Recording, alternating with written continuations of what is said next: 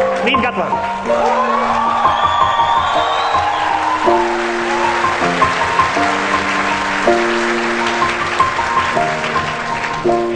This is a Nintendo Revolution prototype.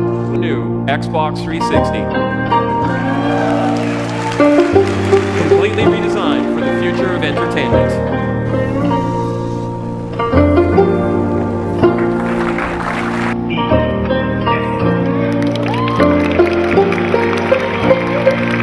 Please welcome Keanu Reeves.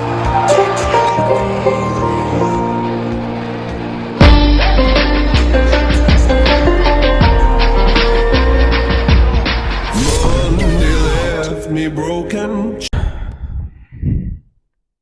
We come here today to address the loving moment. I'm sorry. We come here today to address a heart-wrenching moment in the gaming community. Something that's unfortunately been laid to rest. I know what you're thinking. No, I'm not talking about my YouTube channel.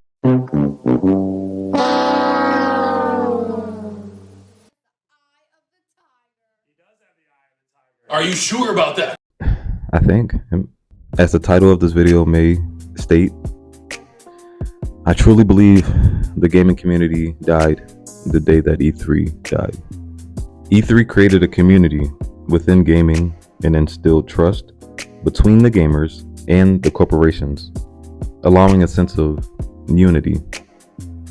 A trust that unfortunately has seemed to be lost, with companies dishing out half-baked games with woke propaganda ads plugged straight into them, a bunch of microtransactions and DLCs upon DLCs that just feels like a part of the game that should have been with it when it launched. Gaming has lost its sense of identity. Gaming has lost its sense of innovation. Hey, what's up? If you don't know by now, I'm Jay Whistle, and you're you. And welcome to my YouTube channel, my video. If you enjoyed this video or any of my other videos, please feel free to like and subscribe. A bunch of you aren't subscribed to me, and it kind of hurts, man. But you know what hurts even more? Seeing E3 go. Yeah, gaming's dead. But on today's video, I'm going to talk about E3 and how I feel like the gaming community hasn't been the same since E3 gone. So sit back, grab your popcorn, and enjoy the video, man.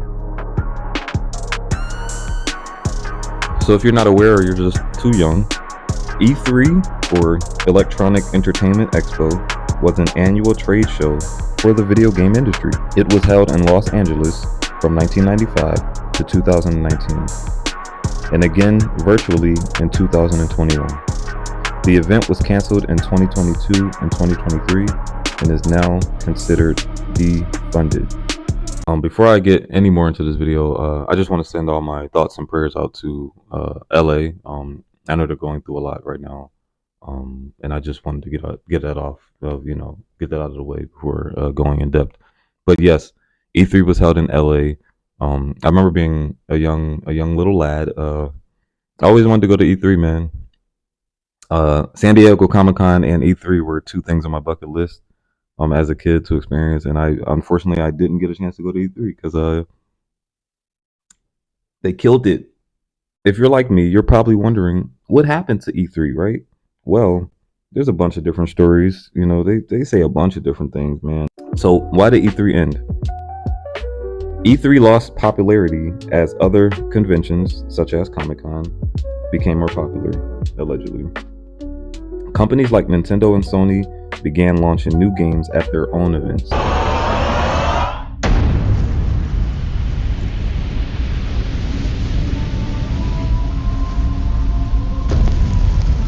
It's me, Mario.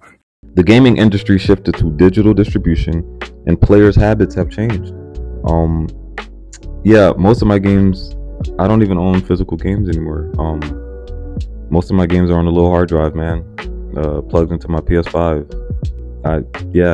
It's all digital now. But to put the final nail in E3's coffin, E3 was canceled in 2020 due to COVID-19. And like the rest of the world, it was unable to recover. I remember they had plans for E3 to be virtual again in 2022, and then that got canceled. And then in 2023, they were saying, "Oh, we're so excited for E3 to come back," and then boom, You looking for this? it got canceled. Like without E3, we got nothing, man. These other showcases, man, they're just. So you might be asking yourself, where's all the gaming showcases? After E3, all these other companies just went berserk and they started making their own stuff. There's a plethora. Just to name a few, we got Gamescom, Summer Games Fest, Microsoft's Gaming Expo, PlayStation Showcase, Nintendo Direct. Ubisoft has their own freaking thing called Ubisoft Forward. Yeah, I'm gonna put a bunch on the screen. It's a lot, man. Who has the time to watch all this stuff? I sure don't. So I picked three gaming showcases that I do want to talk about because I'm sick of the bullshit. First, we're gonna talk about PlayStation. Sony, what are you doing? So PlayStation is in a super weird case right now because their big heavy hitter Insomniac unfortunately got a data leak breach. They just leaked everything. We know everything about the Wolverine game that's probably never coming out. I was looking forward to the Wolverine game. I don't think we're gonna get that. They also leaked some Spider-Man game apparently that is multiplayer that we're never gonna get. PlayStation tries to focus more on their exclusivity with like Astrobot, God of War, I believe The Last of Us, and Helldivers and everything Spider-Man. PlayStation just had some little showcase last year where they announced they're making movies now. They're making a Helldivers movie. Everybody's saying we already have that because Starship's Trooper, which Helldivers is loosely based off of. Microsoft. There's a new campaign where Microsoft released a trailer saying, "Oh, you can play Xbox everywhere. You can play Xbox on your phone. You can play Xbox on your iPad. You can play Xbox on your laptop. You can play Xbox on your toaster. You can play Xbox on your mom. You can play Xbox everywhere, bro." It gets to a point where like, what are you doing? Like you spent all this money on buying all these companies. So if you're not sure, Xbox bought Bethesda. Xbox bought Activision Blizzard. Apparently they're one. Xbox bought the company that made Candy Crush. I don't know the name of their company. Xbox also bought, Mojang a long time ago, which apparently they're making Minecraft 2. We're getting Minecraft 2 before GTA 6. No way. It's not possible.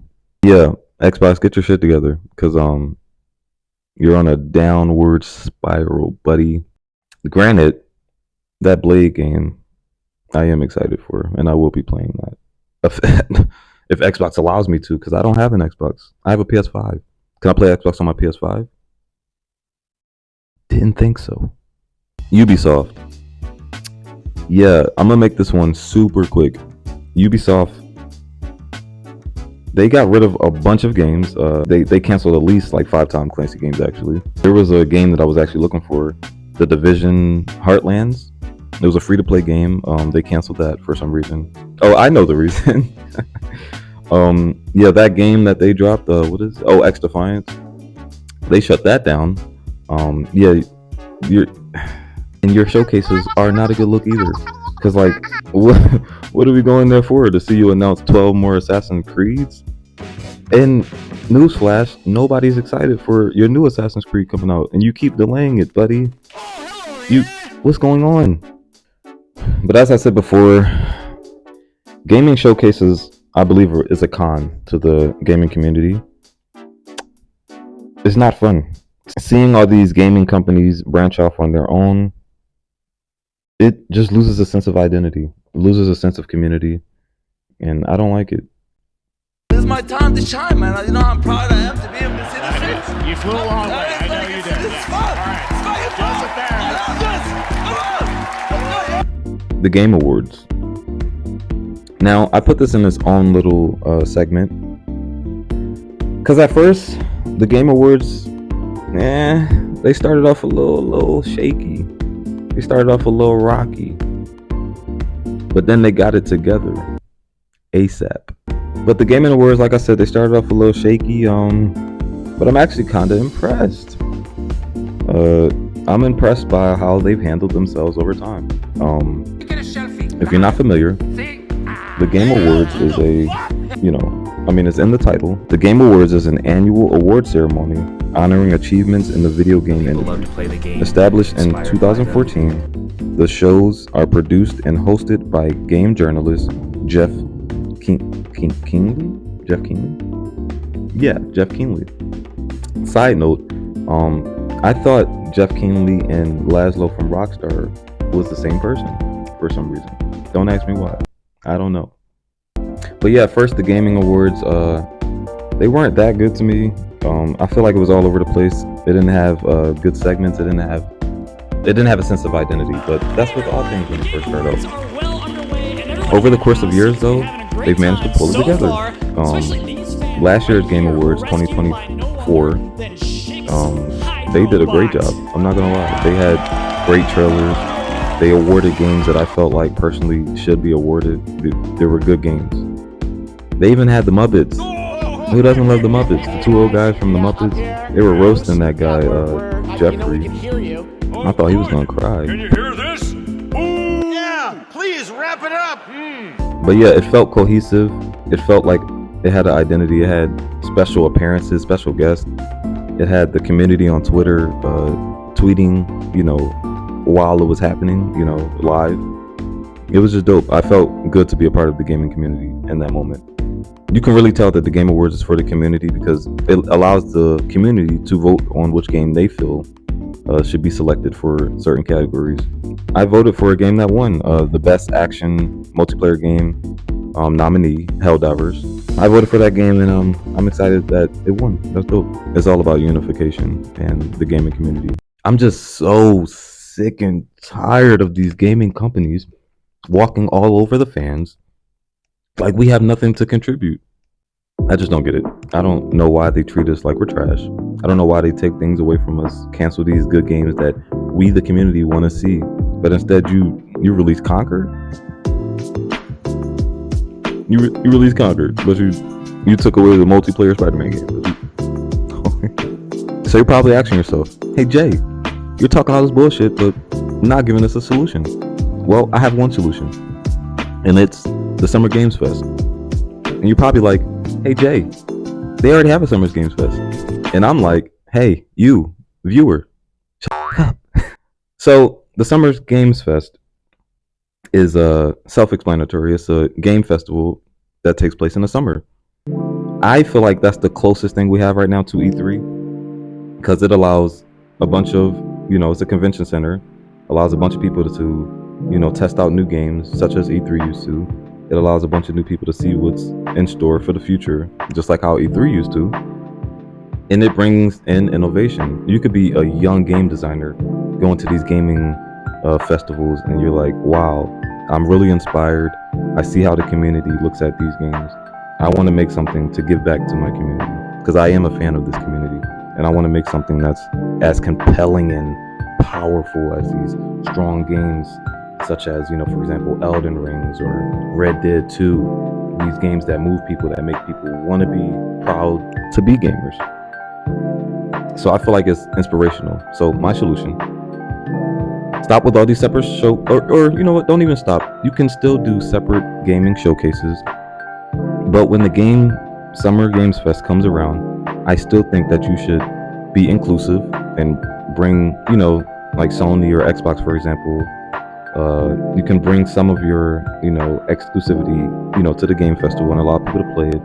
Or just give us a little trailer. Give us one little stinking trailer. Is that too much to ask for? Like, come on, Microsoft, you have 5 kids now. Like, bring them to the convention, let us see what they have, that. Hey, yo!